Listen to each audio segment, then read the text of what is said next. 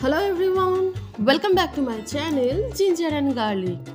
সকলকে স্বাগত জানাই আমার চ্যানেলে। আজ নিয়ে এসেছি একটা রেসিপি, আর সেই রেসিপি হলো ডিম।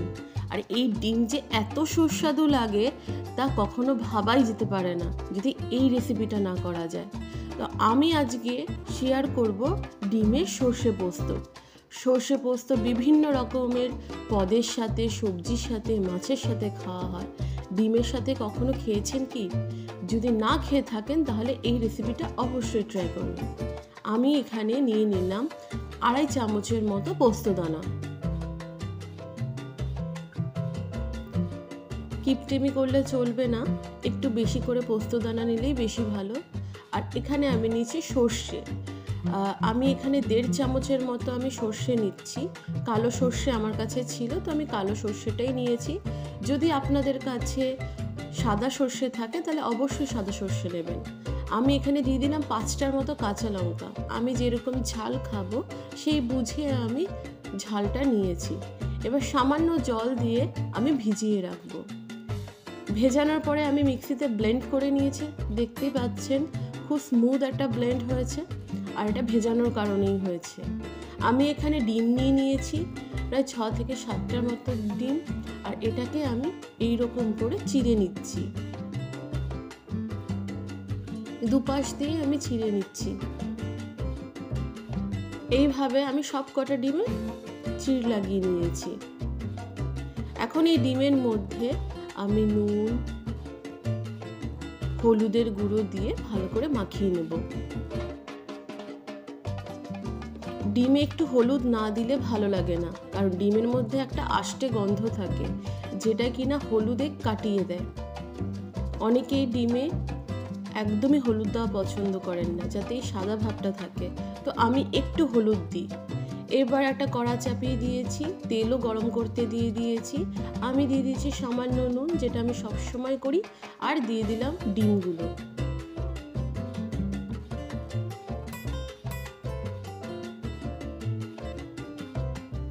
এবার সামান্য ভেজে নেব, খুব একটা কড়া ভাজবো না, হালকার উপর দিয়ে ভেজে নেব।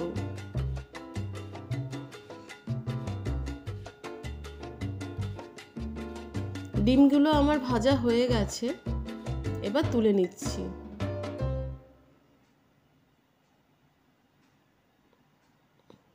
দেখতেই পাচ্ছেন ডিমগুলো কিন্তু ভাজা হয়ে গেছে। এবার পাত্রে সামান্য একটু তেল দিয়ে আমি পেঁয়াজ কুচি দিয়ে দিলাম।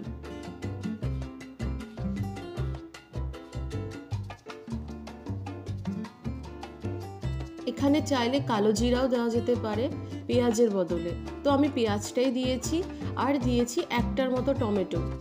এবার ভালো করে ভেজে নেব। পেঁয়াজ আমি সব সময় নরম করে ভাজি, যার জন্য আমি ঢাকা দিয়ে দিই।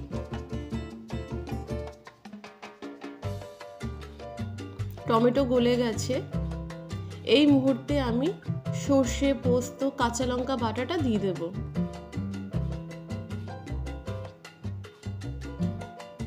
এবার একটু ভালো করে নেড়ে চেড়ে কষিয়ে নেব।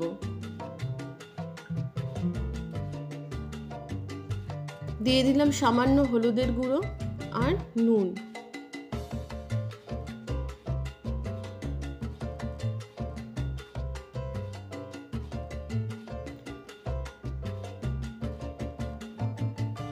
একটু ঢেকে রাখলাম।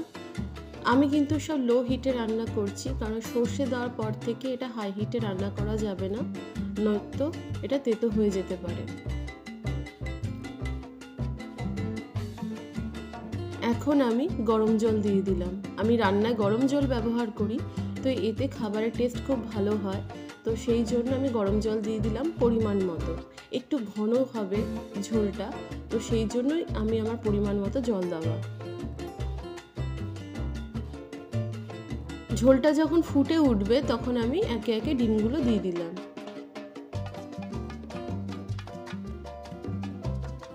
দিয়ে দিলাম 4-5টার মতো চেরা কাঁচা লঙ্কা।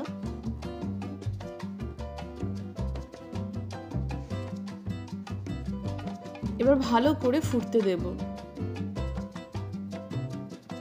দেখুন ফুটে এসেছে। ঝোলটা অনেকটা কমে এসছে, পেঁয়াজ টমেটো সব গলে গেছে।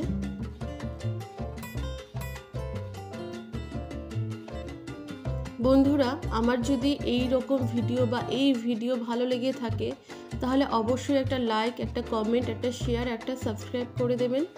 আর পুরাতন যারা বন্ধু আছো তাদের আমি একটাই কথা বলবো, প্লিজ একটা লাইক দিয়ে ভিডিওটা দেখা শুরু করবেন।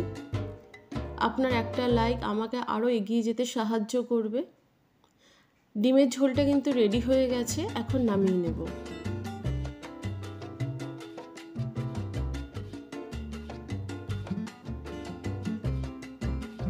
এই ডিমের ঝোলের সাথে যদি একটু গরম ভাত পাওয়া যায়, বিশ্বাস করুন আর কোনো কিচ্ছু লাগবে না। আপনারা বাড়িতে ট্রাই করবেন, খুব অল্প মশলায় দুর্দান্ত রান্না, কোনো হজবজ রান্না না।